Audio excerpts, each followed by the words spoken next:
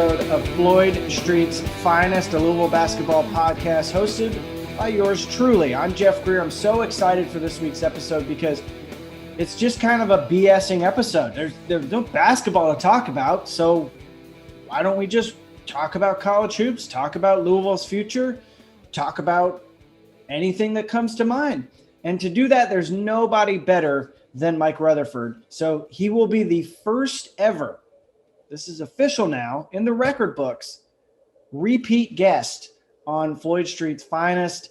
I'm excited to have him. He dressed a little bit nicer this time than he did last time, but we digress. Before we get into a great conversation with Mike, in which if you stick around, we both share, although he has more teams than I do, but we both share teams that we think could be NCAA tournament Cinderella type teams that might upset some people.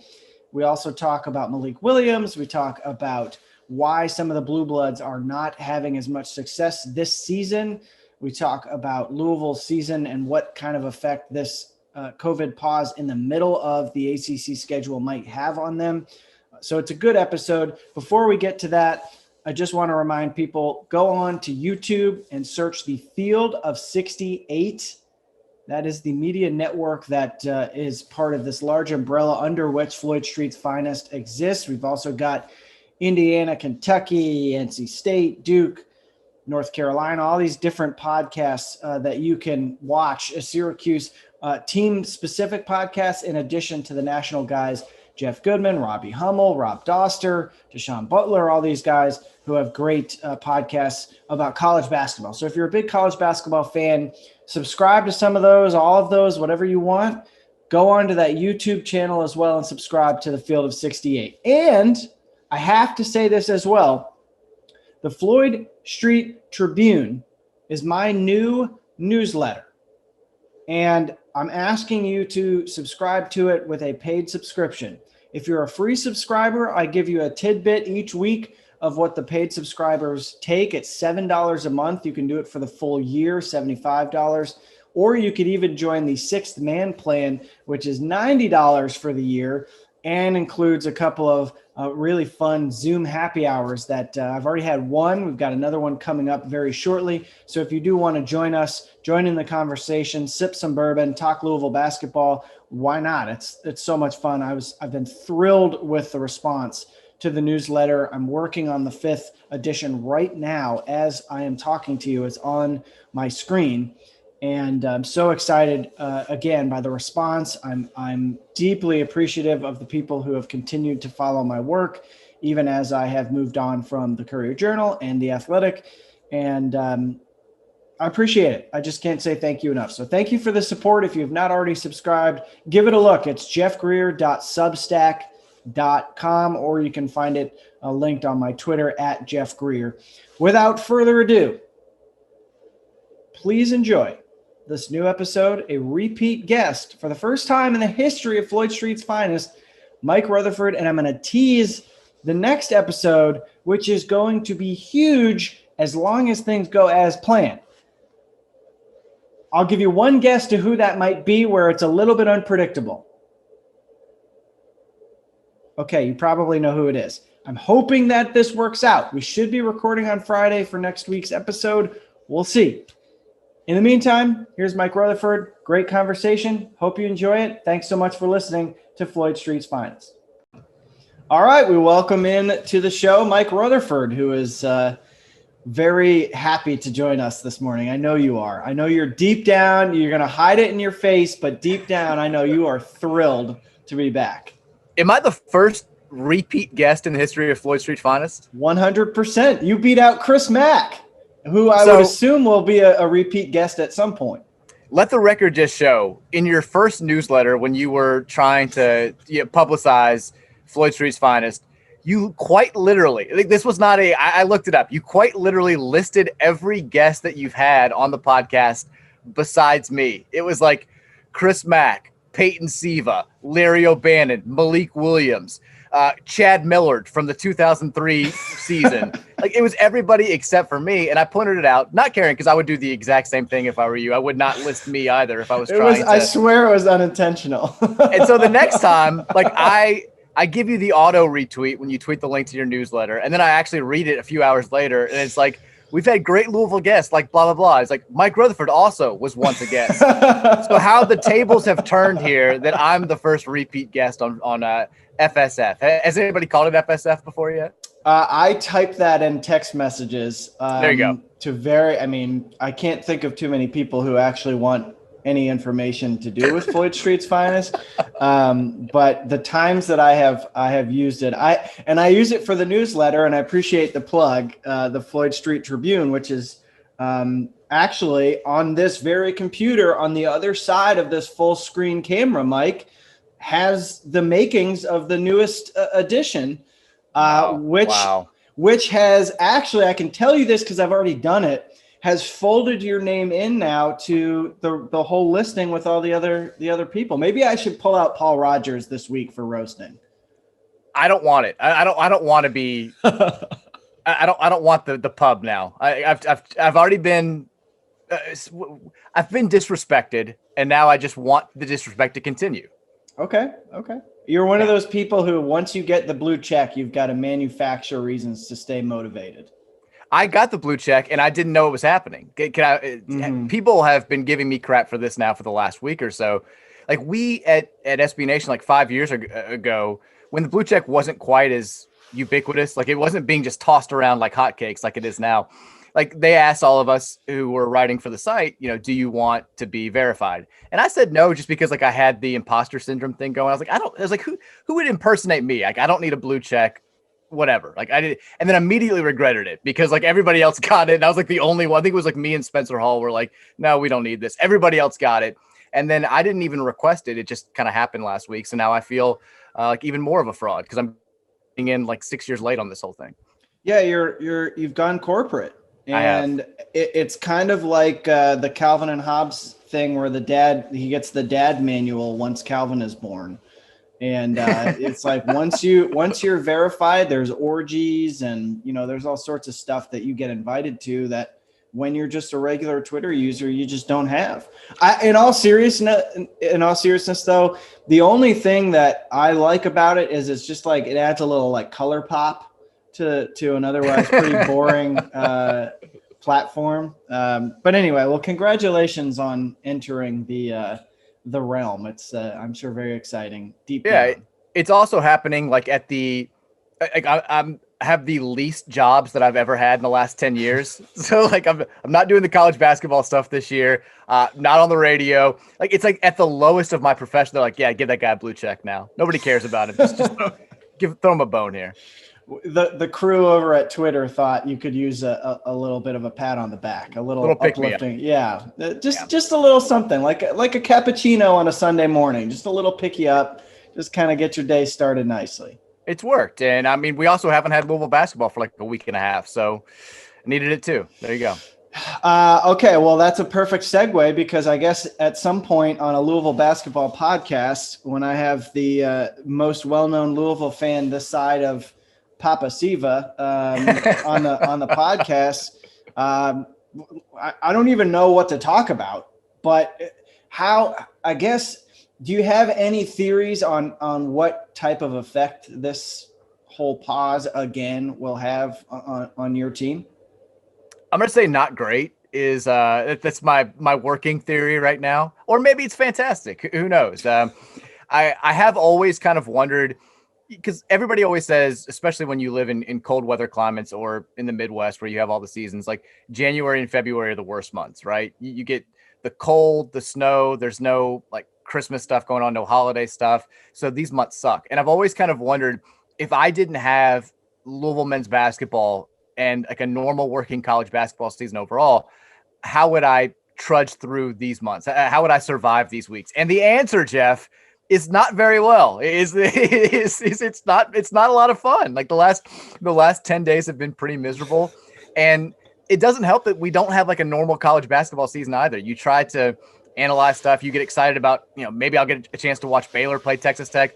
Baylor's on pause for 3 games. Michigan's on pause for like a month. It's just every time you try to kind of dive into this whole, hey, stretch run, post Super Bowl, March Madness right around the corner, feeling of normalcy returning, like something just smacks you in the face and reminds you that this is not going to be, it's not going to be a normal season. I hope we get a good tournament, but right now it's just, it's tough to get fully excited about anything because you're always looking at everything with some sort of qualifier. They're hitting all their strides. Who knows how this COVID pause is going to affect them, though? It's all such a mess. But as far as Louisville's concerned, I mean, once again, it feels like the first pause kind of happened right when they were hitting their early season stride. And then this pause happens right after they gave a really strong performance against Georgia Tech. Who knows how much Georgia Tech's lack of rest affected that game. But still, you were feeling good about a number of things. Samuel Williamson probably being at the top of that list. And then now, I mean, who knows? If they play Saturday, you can't feel great about that going into a Virginia Tech place where you've obviously had a lot of success over the years at Castle, but Virginia Tech's good. We don't know who's going to play. We don't know who would be available. And even if those guys are available, hearing Dino Gaudio on the ACC coaches teleconference on Monday basically say like even the guys who are healthy are not in great shape right now, not exactly inspiring confidence about the return whenever it happens. Especially with the experience that Louisville already had coming back from this when they lost by 37 at Wisconsin. Now, granted, Carlake Jones was probably a day or two away from being able to play again in a game. I think he had practiced at that point, or at least tried to, but was not available. Jalen Withers also was pushing it a little bit to be playing in that game, if I recall. I don't think he played in the second half. So it was just, those are two of your top 3 or 4 players, depending on who you ask. And this is going to be a thing, and it's going to be a thing the rest of the year. It already has been a thing, but we're now, like you said, we're in crunch time here where it feels like every year since Louisville has been in the ACC, the toughest road is always February. There's they managed to get all of the Boston College and Pitt and Notre Dame. And Notre Dame's always the bone thrown in at the end of February. It's like in between 8 matchups against Virginia, you get to play Notre Dame to at least salvage your NCAA tournament hopes. But I have no idea what to expect now. I have no idea whatsoever. I think that the key guys will be available based on who I've heard tested positive. I think a lot of the guys who are going to be available to play are regulars and are starters and key guys. So that's good. But like you said, they could show up on Saturday, on the 13th and be gassed. Completely gassed. And if Dino Gaudio is coaching, that's a whole other layer added onto it. Now, I love Dino, and we've had him on this podcast, but he hasn't been a head coach in a while. He did TV for a little while and would admit that TV makes you a little soft as a coach. So I don't know, man. It's truly bizarre, and I feel like the conference tournaments are setting us up to have this problem again as my Norwegian Air headphones fall out of my ear. But I feel like we're going to have teams have to pause after conference tournaments. I feel like this is all setting up to be a disaster in the NCAA tournament. You'd think that the NCAA would just push the big dance at least 2 weeks behind the end of the last conference tournament or behind Selection Sunday. That would be the logical thing to do. That way, if there is any concern about a player coming in contact with another player who had COVID, or even a player testing positive for COVID right after a conference tournament, they've got enough time to work through that and be available for the big dance. Because that's what this whole thing is about. It's the only reason we're doing all this is to get to that 68 team tournament, which the NCAA, I think, all things being fair, has a pretty good plan for the tournament itself. I think having everybody in Indianapolis, having that bubble for a couple of weeks, having the sites that they've set up and the set dates is a good plan. The only thing that would make it, I think, fail safe would be having it 2 weeks after Selection Sunday. And I guess there's TV money. I guess having the schedule set is something to do with it. I don't know why they haven't made the logical move, but conference tournaments are going to be really, really interesting. And I know Chris Max talked about it. I know Vince Tyree said a couple of weeks ago. Vince Tyree pretty matter-of-factly said Louisville's planning on playing in the ACC tournament. This is something we do. And I think, I'm sure you've heard the same exact thing. Conferences have been kind of putting out feelers to their teams in recent weeks when this has gained more traction, saying, if you're a Baylor right now, what incentive do you have to play in the Big 12 tournament? You're going to be a number 1 seed. All you can do is be hurt by this.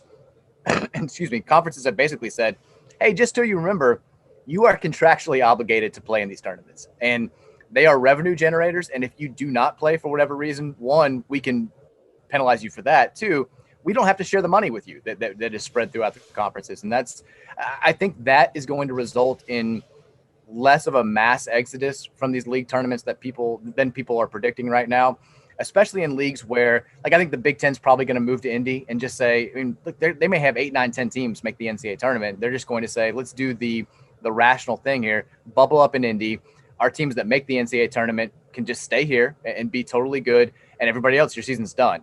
I think the ACC will probably do a similar thing where they create kind of a bubble in Greensboro and send their NCAA tournament team straight to Indy as opposed to letting them go home. I think that would make sense. But still, I think where you're going to see the big change, and I don't know if you agree or disagree with this, but I think the smaller tournaments, I think there are going to be a couple of conferences that say, let's just go with the regular season champion. Let's not risk having a situation where, we have a really good Colgate team, not as good as the Net would have you believe, or Ken Pom would have you believe. But we have a team that we think could maybe win a game in the NCAA tournament. Let's not risk them catching COVID or having an outbreak because they're playing in a conference tournament and then having to bail on the NCAA tournament or play in that game with 3 scholarship players. Let's just go ahead and give them the auto bid. I think you'll see a couple of leagues do that, but I don't think the conference tournaments, and again, I'm wrong all the time. I could easily be very, very wrong here. I don't think you're going to see the 5-team ACC tournament that some people are predicting right now. Yeah, there's no chance of that. I do think, and I believe this was made into an actual requirement, but I think the leagues have to keep the teams there even after they're eliminated in the conference tournament. So that might alleviate some of the travel concerns. But my whole thing is, what people don't quite grasp, I know you know this, and people who are close to college basketball or follow it really closely will know this, and sports in general, but what is the number one thing college basketball has been missing this year? Fans. In packed houses, it's obvious the environment isn't the same. I mean, just thinking of this past weekend, even if the records everything is the same except for there's fans in the stadium, Duke UNC would be much more fun. Right? So weird. It was super weird. Super weird. And so what's the only form of revenue? The only form really of college basketball right now, and it's TV money. It's the broadcasting deals that they've signed and the agreements that they have. There is nothing more important than inventory for TV companies. Nothing else matters as much as having content. Fresh live content. That's what they paid for. That's what they want. And so it's hard for me to imagine you created the ACC network. You have all these slots available on ESPN, ESPN2, ESPNU, all of these different avenues to show college basketball. They're not going to not fill that content. And that's why I have kind of been unless someone like Coach K, who very well might be the person to say something about this, but unless someone like him and a Tom Izzo and the people across at the highest levels of the coaching profession speak up and they have ADs supporting them or presidents supporting them, they're going to and say, look, we shouldn't do this. They're going to play the conference tournaments. And I think the interesting thing, talking to the guys at Bellarmine, they're like, oh, the ASUN is definitely going to have a tournament. So yeah, it just kind of sticks to me that ultimately maybe the best decision is don't have any games for the 2 weeks before the conference tournaments. And then you don't let them leave your conference tournament site. And then they go straight to Indianapolis on a private jet if it's farther than, I think it was 350 miles. But it's just all set up to fail. My biggest hunch of all of this is that because it's branded as March Madness, they are hesitant to do anything where it doesn't have at least half of its foot in March. That's the biggest thing, is the branding of it makes it such that they would rather not have to go up against baseball coming back, against the NBA playoffs coming eventually. I know the season started a little bit later, but like all of that stuff just springs up as a possibility in talking about it. And they're like, March is ours, so we have to make this work. And what's going to result is like Baylor is going to have 4 scholarship players available for their 1-8 game, and they're going to lose to freaking like Syracuse, and everyone is going to be furious that we have to watch Syracuse play another basketball game. Yeah, that's the nightmare scenario, which is absurd that they wouldn't move it back just for not wanting to compete. I mean, the NBA playoffs, I know that, look, ratings are going to be down regardless. Ratings have been down for everything. The Super Bowl ratings were down, and the NFL had as close to a normal season as we've seen in American sports since this whole thing happened, right? Like, if that's your concern, that's ridiculous. Like, this is a one-time deal. Hopefully, I know we said this 11 months ago, but hopefully once next season starts, 2021, 2022, we're back to normal and everything's going to be fine. You're still going to get your TV money. You're still going to get the $800 million that you lost out on last year. It's going to be fine. Just push it back a couple of weeks. I think that that's absurd. I like that you mentioned this is a pro Atlantic Sun podcast. I'm saying that right now. Absolutely. 100%. We are pro A-Sun here. Die hard. Some of the smaller conferences, especially the A-Sun, have been really proactive and done a really good job to ensure that they could have as close to a normal season as possible. They were one of the first leagues that said, look, we're going to do the Ivy League schedule, the weekend, the Friday, Saturday. You go one place, you play 2 games. That's how it's going to be done. And then I think conferences have until February 27th or something like that to have their solidified conference tournament plans, which is absurd because that's like right before they start happening. But the Atlantic Sun, I think 3 or 4 weeks ago, was like, look, we're not doing campus sites. That's dumb. Everybody's going to one location. Here's how it's going to work. We're going to bubble up here. And I think that's what you need to see more leagues do. I know that it's not ideal for money purposes or TV purposes, but again, we're living in a very strange world right now. And you're right. I mean, as long as we get something resembling a normal NCAA tournament, people are going to say that this was ultimately worth it. But my question, people keep saying, if there ever was a year to cancel conference tournaments, this is it. And I kind of think the exact opposite, because I think we need conference tournaments more than ever because we have smaller sample sizes across the country. You get a better sense of, like you mentioned, Syracuse. Let's say they go into the ACC tournament. Well, they're going to be on the bubble because it's Syracuse and they have the same team every single year. But if they can 5 players, exactly. Like they've had the same team since they joined the ACC. Ever since that gigantic winning streak in that first year ended, they've been the same, just mediocre team. But if they can pick up, if they beat a Virginia and a Virginia Tech in back-to-back games, that totally changes their entire profile. And then in the smaller conferences, I mean, our old friend Rick Pitino at Iona, they haven't played since December 23rd. Some of those teams in that league have played full schedules. How do you seed a 12-2 Manhattan versus like a 5-1 Iona? Like I don't. There's nothing in place for that. You need a conference tournament to go ahead and have some sort of clarity about who should have the league's automatic bid. And like I think we need conference tournaments. I understand why, if this was a normal season and COVID was still going on, but everybody was playing their full slate of games, why you would say easiest thing in the world to do is just hand the auto bid to the regular season winner. But you're not going to, I don't think we're going to have a single conference that has everybody playing their full slate of games. You're going to have uneven records across the country. And the only fair way to work this whole thing out is with 31 little tournament. And some teams are probably going to opt out. Some teams that have been bad are probably just going to say, look, we want no part of this. We're 1-17. Mississippi Valley State, I don't think wants any part of the SWAC tournament, but we'll see what happens. It's all a mess, but I don't know how you feel. I think ultimately we're going to have a fun NCAA tournament, and fairly or unfairly, people are going to look back and that's all they're going to remember. It's not the mass cancellations and all the struggles. They're going to say, hey, we got hopefully a good title game with Gonzaga or Baylor, and we had a lot of fun. I think as long as they get that, I like to think of the NCAA tournament as an aircraft carrier. Like it's just so massive. Like you've just got to slowly build up some steam towards it.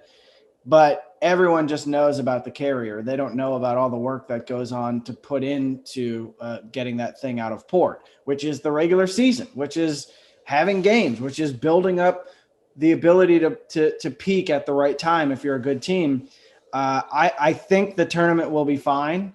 I think that there will probably be some hiccups if the Prairie View A&M experience at the Louisville MTE is any sign of what's to come. I'm sure we will hear about such and such a player going to such and such a event and sneaking out. Hopefully that doesn't happen. Hopefully because it's the freaking NCAA tournament that they'll snap out of their teenage desires and just kind of chill for like 3 weeks at max. Like that's literally just like Gonzaga, Baylor, and like Villanova. Everyone else just one weekend. That's all we ask is just 1 week in Indianapolis. Don't do anything stupid. Just play video games for the love of God. Just play video games. But yeah, and that's all we're going to remember. That's so true. Like we're just going to remember it was a mess of a season and we got the NCAA tournament out of it. And it's Indianapolis. Like I know that downtown Steak and Shake is alluring, but it's not like it's New Orleans. It's not like and I love Indianapolis as a Final Four city, but you get what I'm saying. Like the nightlife for the kids isn't exactly, it's not quite as enticing as it is at maybe some of the other locales for the Final Four. You're going to be okay. Watch some TV, watch some Netflix. It's the golden age of television. Find a series, binge it. You're going to be fine. I couldn't agree more. You think Malik Williams plays at some point before the conference tournament? Yes. Just based on, I know that Dino Gaudio said earlier this week that he'd been doing some shooting drills. He said he still can't jump or anything like that. But I think if he didn't have a free year of eligibility, he may say, look, I'm just going to shelve this. I'm not going to play. There's no point in it. I'll come back next year. I'll redshirt, whatever. But if he wants to, there's no risk for him besides like the actual risk of being re-injured. If he feels like he's 95% or 100% at any point between now and say early March, he can play and he can come back. And I think by all accounts, he really, really wants to be on the floor. He obviously wants to be on the floor. He's a senior. He's a captain. He feels like he's paid his dues. I'm sure he kind of felt like this was his team and his chance to really make a name for himself at Louisville. And unfortunately, he hasn't been able to do anything. So if he can come out and be a difference maker in the last, hopefully 2 weeks of the regular season, conference tournament, NCAA tournament, then I think he'll definitely give it a go. And that seems more likely than not. But like, would I be shocked if he just said it's not worth it right now? I'm just not healthy enough to help the team. No, I mean, he's been sidelined for 4 months now. Mm-hmm. Yeah, the metatarsal injury is always so finicky. And I cite, people probably annoyed by how often I talk about like Wayne Rooney before, I think it was the 2006 World Cup, had a fractured metatarsal, tried to come back and re-injured it within minutes of returning. I remember when I was in college, Levance Fields missed a portion of a season because he kept re-injuring and injuring his metatarsal. Mango Mathiang had a similar injury here at Louisville. So it's a finicky injury, that would be my concern with Malik Williams, because I do think that he has, and justifiably so, professional aspirations. I think he was on the younger side when he came to college for his class.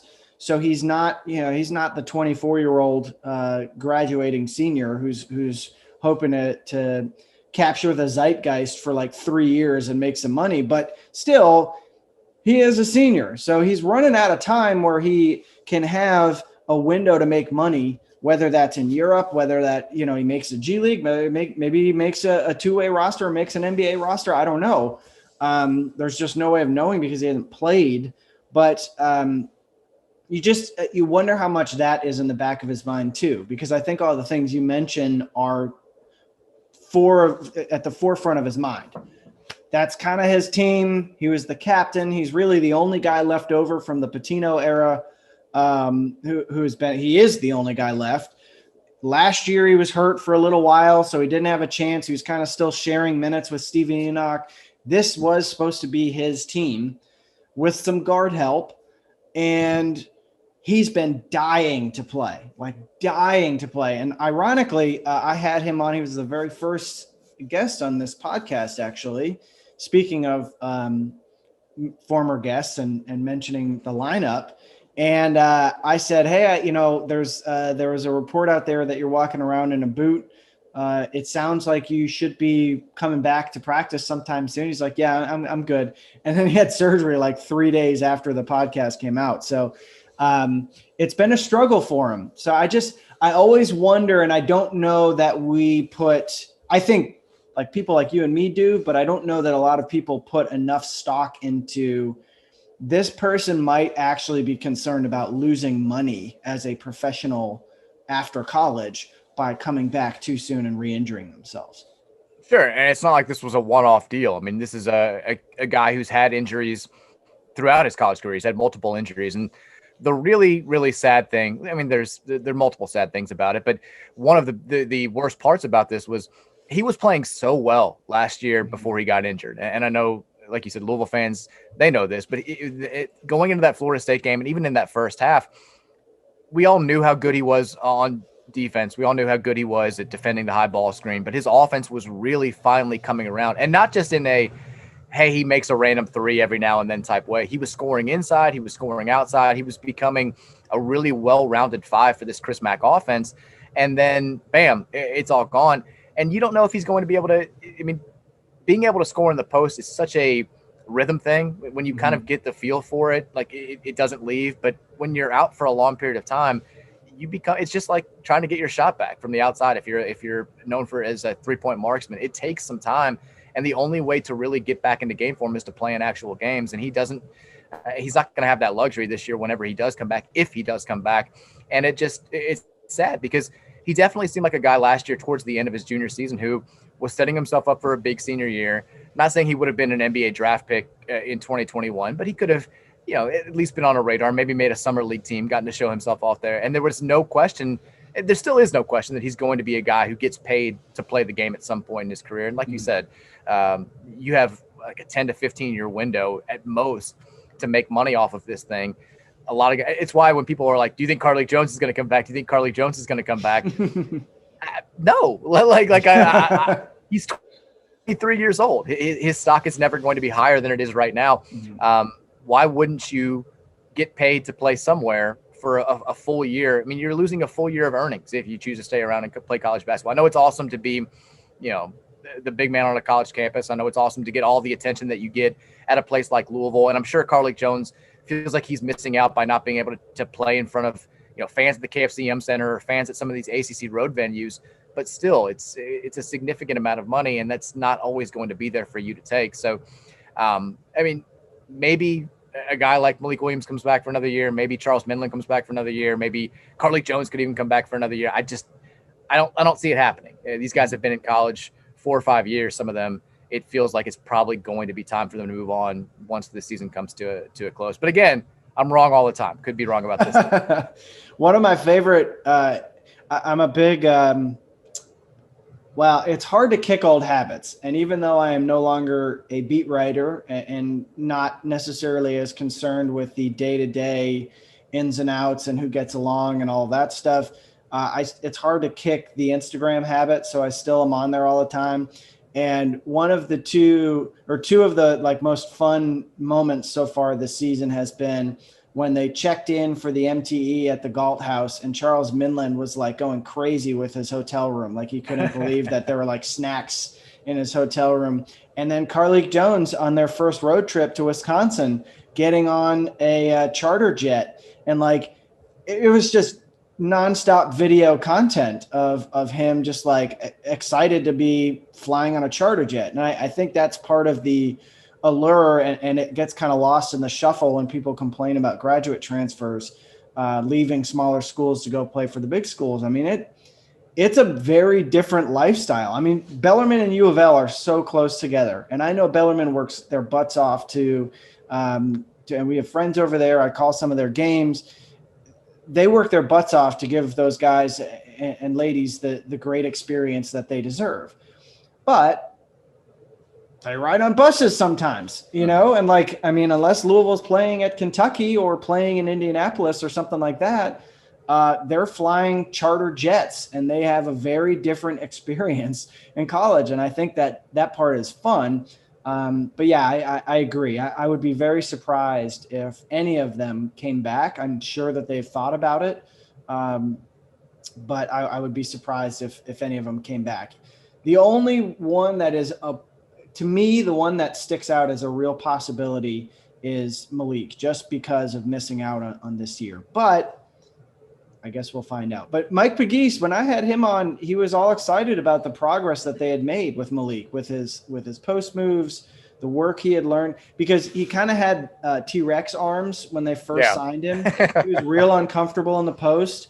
And I think that that's a big thing that people don't really think about with, I've said that like 15 times today. People unlike us, we're so enlightened, but many other people don't think this way. But I just mean like the casual fan who watches games and has heard about insert player here and thinks that they should be awesome, that it's hard to wrap your head around, like Aiden Gahan.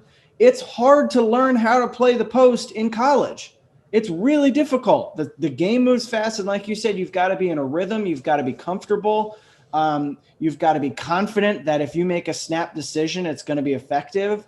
And that stuff messes with you. So if you're either uncomfortable with it or you're rusty coming back after you've learned it, it's really challenging. So even if Malik Williams does come back, going from a guy who, if healthy, I would feel confident betting like, hey, probably average like 12 and 8 this year as a healthy big guy, maybe 2 blocks a game or 1.5 blocks a game. But if he can give you 6 points and 4 rebounds in 15 minutes, 20 minutes off the bench, Louisville would take that in a heartbeat, considering they're literally playing a guy who played the 3 in AAU, playing at center now as their starting center. I think they would take that in a heartbeat.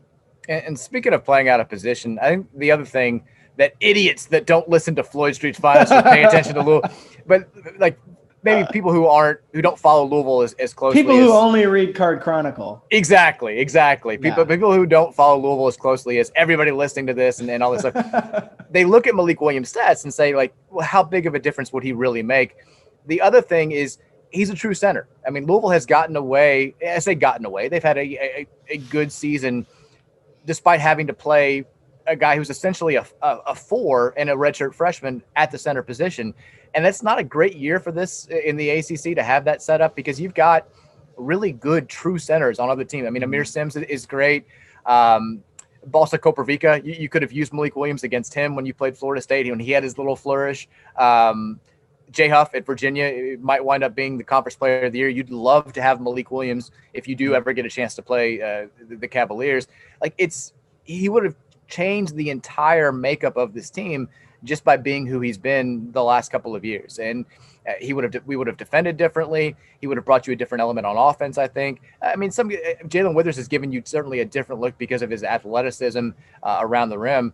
But I mean, it would have just been a totally different team. Not saying they still can't be there if they do get Malik back, but at this point, like, you can't move Jalen Withers to the 4 this late in the season. Like, he's going to still be your 5. You're still going to have to work with Malik Williams in there. But it just, if he had been healthy from day one, I think, not saying Louisville would be 15-0 or anything like that, but I think it would have been a much, much different team. And I think Chris Mack's game plans for a lot of these ACC tilts would have been just a little bit different. I want to ask you, just because I'm taking over the pod here. I'm taking over real quick, but I think I've actually meant to ask you about this before, but it is kind of there are 2 big storylines in college basketball right now, I think. One, Gonzaga, Baylor, and everybody else. That's the big thing. And then 2, all the blue bloods being terrible. Okay. You mentioned like the difference, the juxtaposition between, Louisville traveling and Bellarmine traveling. You would think, like, with everything being so weird still, the power programs with all the money would have a gigantic, even more of an advantage this year than in years past. And yet we're talking about like the best teams historically in college basketball all being bad in the same year. And this wasn't predicted. Like, Kentucky was preseason top 10. Kansas was preseason top 10. North Carolina and Duke were well thought of. Why is this happening? Because people have asked me, I've got no idea. I don't know if it's just if it's a one-off deal, if it's a coincidence, if everything had been normal in the world, this still would be happening. What's your best explanation for why all these programs who are never this bad are all this bad in the same season?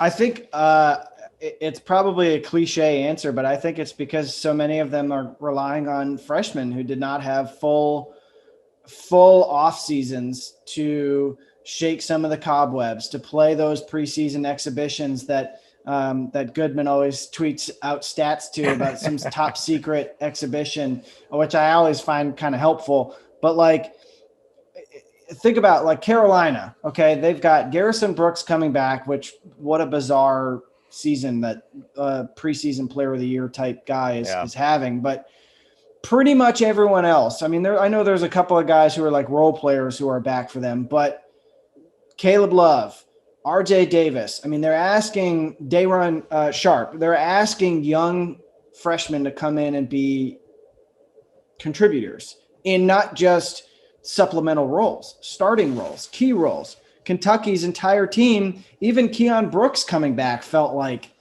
he played a little bit last year. He wasn't like a regular. And they're relying on guys who haven't played. And I think when you look across the board at Duke, at Kentucky, I know Kansas probably is a little bit of a harder sell on this, but they'll probably make the tournament at least. Mm-hmm. And they just don't look like they have the best roster balance right now. But all of those other teams I mentioned are relying a lot on freshmen. And I am a believer and a buyer into her. Yeah. I'm a believer in like whitewater rafting trips and like ropes courses and trust falls. I think that actually helps. I don't know about the trust fall, but like, like going to Fort Knox and doing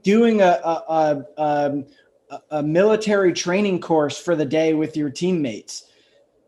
Stuff like that, I think, is really valuable for a lot of these teams, and I know that they were not able to do it. Some teams tried to do some of it, maybe get outside, split it up into smaller boats if you go rafting, or if you're doing, like I remember Buffalo 2 years ago went snow tubing, which seems like kind of a dangerous idea actually in retrospect, with like 6'8" dudes flying down a hill in New York. But stuff like that's important. And instead they were on Zoom meetings. And I sincerely believe that is a huge, huge factor for those teams. And something that I think also that is different about these Power 5, Power 6, I guess, in college basketball leagues is a lot of the bigger programs get those guys in earlier than the smaller schools. A lot of the smaller schools don't have guys come in until later in the summer. Some don't even have them come until September. But college basketball at the highest level, I mean, Louisville, I know from covering them, like they're like, oh, we can't wait to get this guy in after Memorial Day weekend. And so you get them, that's 3 months of summer work where they're taking classes, but like they're summer classes, they're primarily basketball guys. And even if they're not working out all the time with their coaches around, they're playing pickup against each other all the time. And I think that's a huge factor in all of this. So a team like Kentucky, for example, might have worked out some of the kinks in the offseason. Maybe they would have built up a little more confidence in Devin Askew. Maybe they would have, maybe Isaiah Jackson would have emerged earlier. And then when they play, they might beat Georgia Tech by 3 instead of losing by 20. And it's like, oh, that was a shaky performance, but they still won. Or they lose to Notre Dame, but it was a shaky performance, but it's early and they can come back and they might beat a Richmond or something like that. So I think that's got to be a huge factor. Does that seem like a cop-out, or do you think that's serious?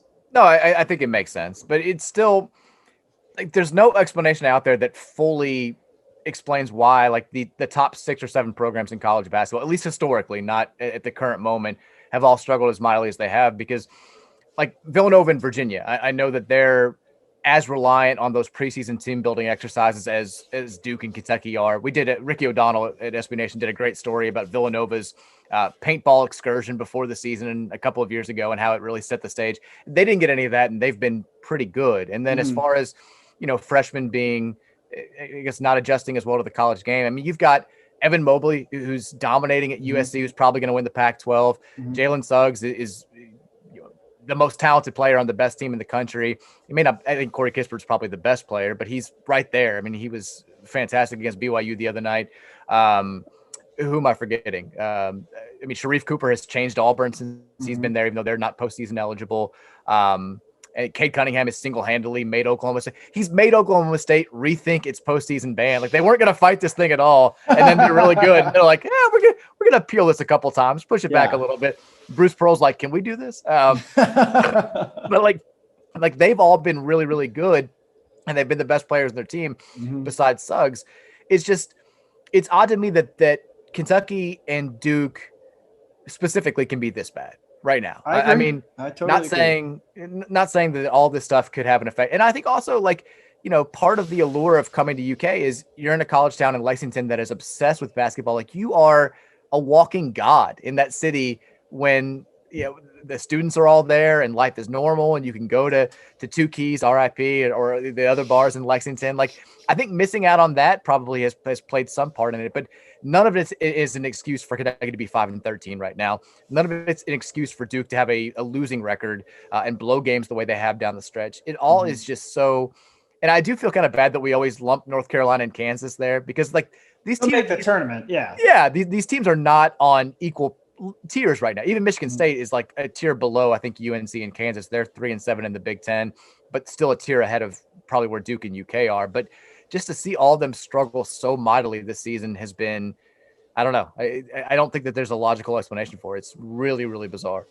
I think also there's the recruiting classes have not been as strong the last couple of years. So the talent level is not as transcendent as it has been in the past. Like I really liked watching Caleb Love and RJ Davis and Jalen Johnson and all those different guys on the recruiting trail, but it just didn't feel like it was the same thought process with guys coming in who you were like, immediately, this guy is going to be awesome. And I maybe I'm wrong on that, but it didn't have the same vibe as it's had in the past when like De'Aaron Fox and Markelle Fultz, who was good in college, were coming through, and you're like, oh man, those guys are going to be awesome in college. It didn't have the same feel of that for me. Now I know that didn't stop the hype train in some of these locales from talking about teams being loaded and blah, blah, blah, blah, just because that's what they're programmed to do every summer, is to build up the hype train that this recruiting class is going to be awesome and they're going to be great.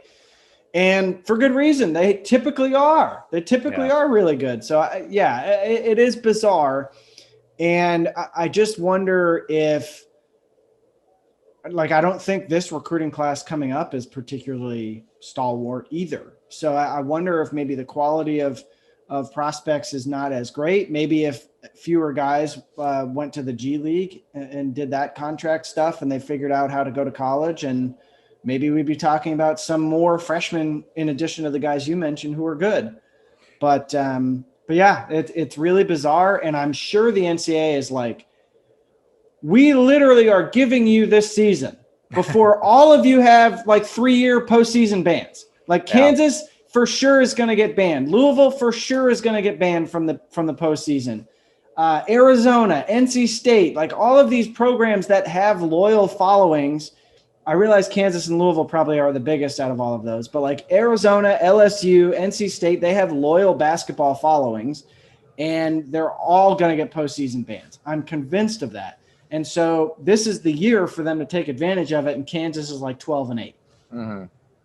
Yeah, I mean, I agree with your point. I mean, sometimes it might just be an Occam's razor deal where the simplest explanation is the players coming into these programs that have, I mean, we've just taken for granted that these kids who go to UK and who go to Duke and who go to Kansas are going to be as good as advertised.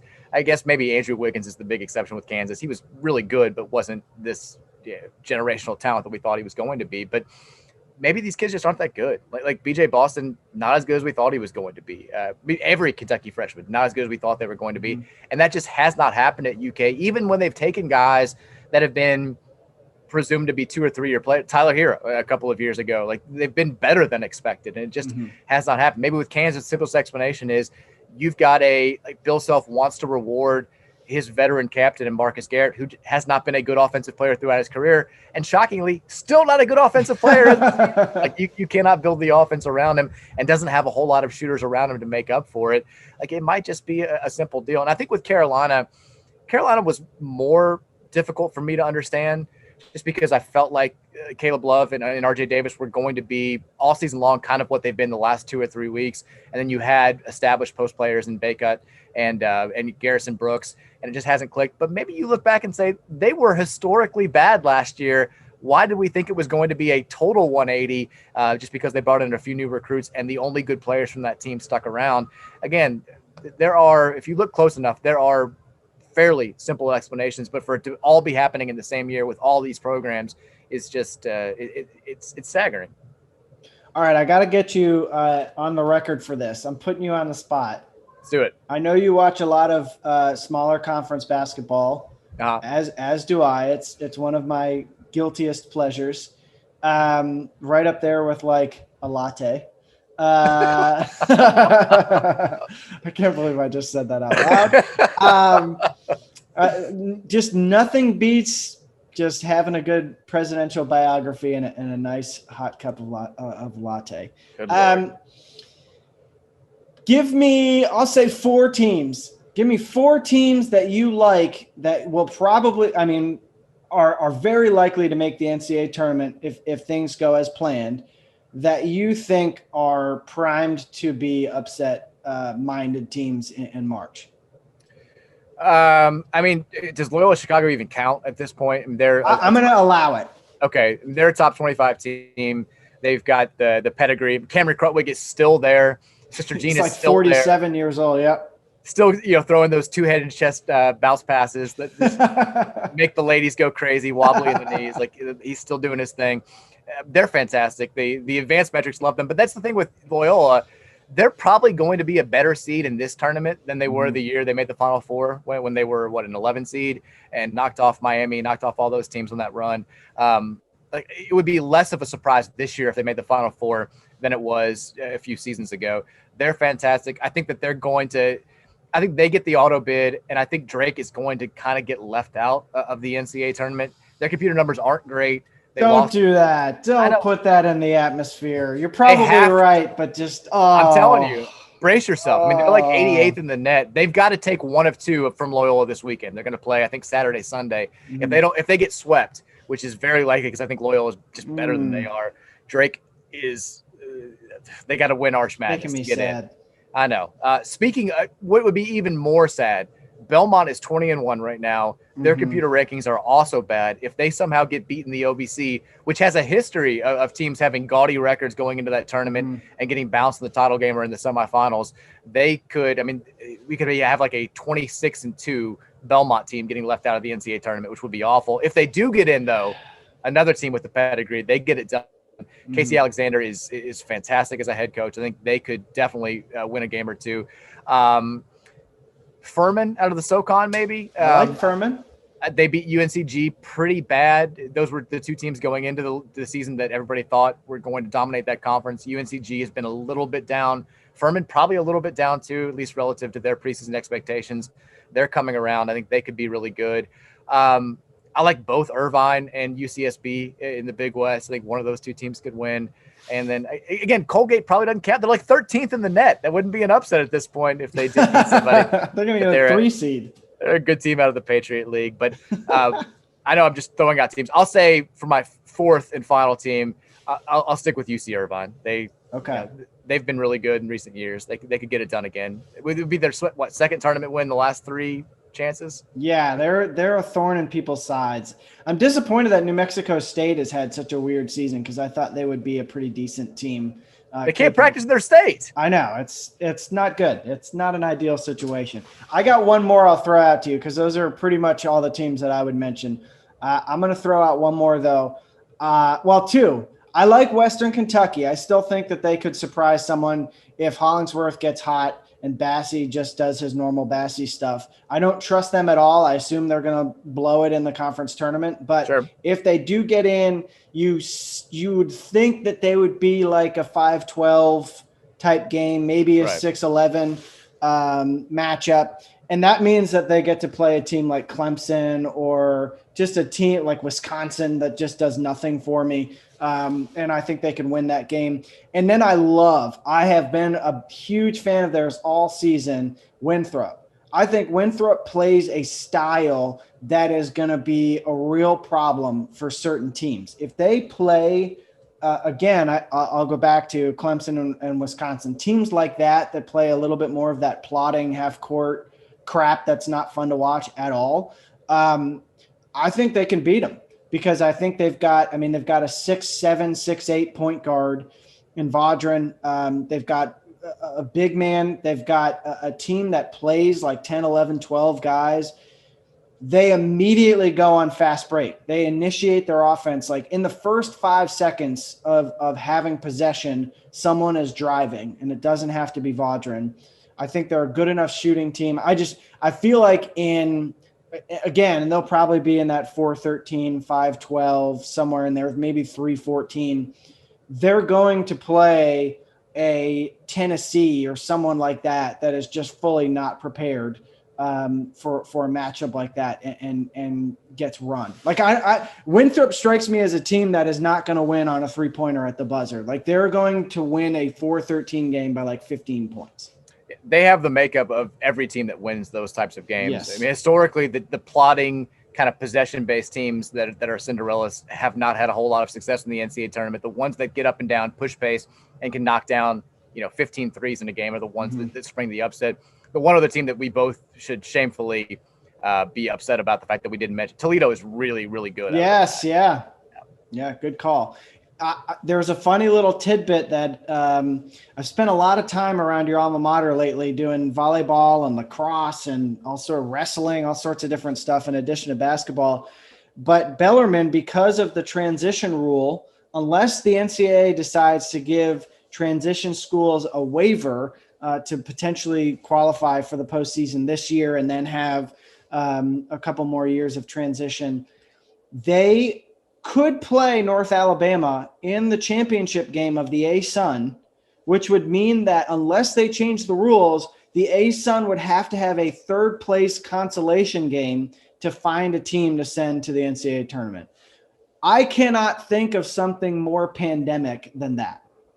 Well, it's happened in conference tournaments the last couple of years with transition schools where they've said, because there was a game, I can't remember off the top of my head which league it was, but there was a game where a transitioning school was in the title game. And if it won, the other team was still going to get to go to the NCAA tournament. I think it was a MEAC school, but Bellarmine, God, I mean, it's such a stupid rule. And I wish they would just get rid of it. I think that maybe, Mike Bray, do something. You're head of the coaches committee, like make a rule change here. Let's knock a couple of years off at least. But Bellarmine also, if there is an NIT this year, and Bellarmine wins the regular season title in the Atlantic Sun, which is very possible right now. They're tied with Liberty atop the standings. They could go play in the NIT, which is a cool thing. And if they win that conference tournament but don't win the regular season title, they also could go play in the NIT. So that would be – I know that the NIT is laughed at, but for a program like Bellarmine in its first year in D1 to make a historically prestigious tournament it would be incredible. Yeah. Geez, talk about – rooting for Cain versus Abel in the Bellarmine and Liberty contest. But anyway, I digress. Hopefully no one is offended by me saying that. All right. Well, this has been lovely. I'm glad we could talk at length about Louisville basketball and get really in depth on there. I think we talked about it combined 5 minutes, but I got to tell you, buddy, before we go, I can't think of anyone who has made a more seamless transition to dad life than Mike Rutherford. And it is so entertaining. It is very entertaining. So kudos on making it fun, because I've certainly looked at enough Instagram stories and tweets and Facebook posts that are just like, this is not content that we should be sharing with other people. But I will tell you that my wife loves to stick her head out of the bedroom door or just like kind of peek into a room and shout, "Oh, Toodles!" Oh God! So I'm glad that we share the love of Toodles around. I hate Toodles. Toodles sucks. The one episode where Toodles shows his personality, it's terrible. Like he gets ignored for 2 seconds and starts crying about it. I can't stand Toodles, but I appreciate that, man. It's been more involved than I would have ever guessed it was going to be about a year ago. But got to do what you got to do in a pandemic. And she makes it pretty easy. She's a pretty awesome kid. Well, I'm excited for the videos of her watching the NCAA tournament, if you're allowed to watch it, if that's allowed to be on one of the screens. Yeah, I'm excited for the first bracket pick. Like I was all excited for her to do it last year. We're thinking of ways she could pick every game, and now this year it'll be a little bit easier, I think. But yeah, she missed out on her first March Madness. We're gonna have to make good on it in year 2. Well, now there's a lot of pressure built up in the Rutherford household for that. Well, I appreciate your time, my man, and continue doing your thing. And if somehow you are listening to this podcast and you don't already know this, it's at Card Chronicle. You already know that, but I always have to pitch it. And of course, my earphones from Norwegian Air fall out of my ears in the last seconds of this electric podcast. Thanks, Mike. I appreciate your time, buddy. Thanks for having me on, man. All right, see ya.